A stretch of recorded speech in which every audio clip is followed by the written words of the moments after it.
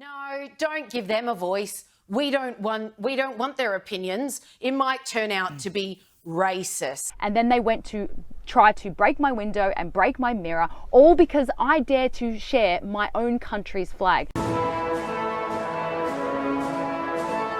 Speaking of councils being close to the people, you would think that would mean they would take notice of what the people say and think, or they would at least ask the people in the council what they think about particular issues. Fair enough. We told you last night in the papers segment about Adelaide Hills Council, of course, in South Australia, where they were planning to hold a public meeting where they would discuss whether or not they should hold events on Australia Day. Now, the Adelaide Hills Council made a decision last year to move away from Australia Day events, so they don't have any fireworks, they don't have citizenship ceremonies, etc. They scrapped all of that stuff. And I'm sickened by the creeping tide of un-Australianism eroding our great traditions. We'll never let that happen to another Australian again.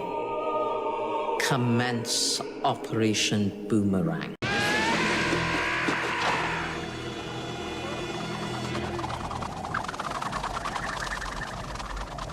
Click on it! Click on it! Go for it!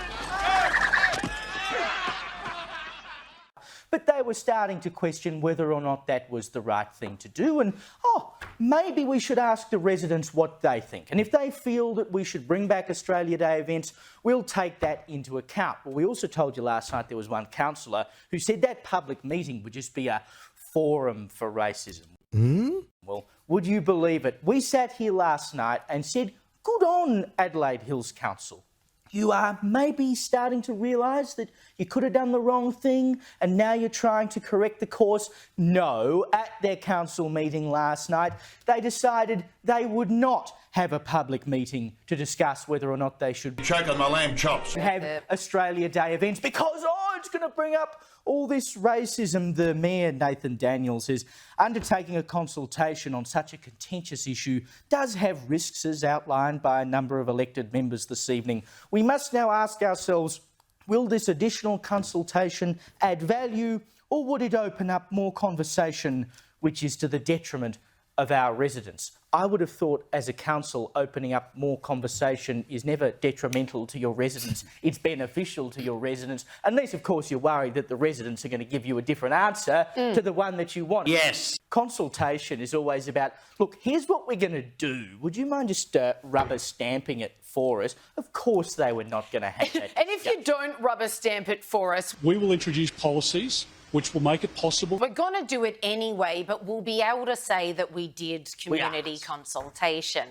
I've been on a council. I know how these things work. I mean, this is ridiculous that one of the councillors had to put up a motion to be like, you know, maybe we should do our jobs and talk to the people that we're supposed to be representing, how they feel about banning all events on Australia Day. And the rest of the council, also elected by those people to represent them, said, nobody cares what you think. no, don't give them a voice. We don't want their opinions. It might turn out to be racist. I mean, that's your whole job. That's what you were elected to do. What? Listen to the people, carry out their bidding. If we don't stand up for our country now, we're going to lose it.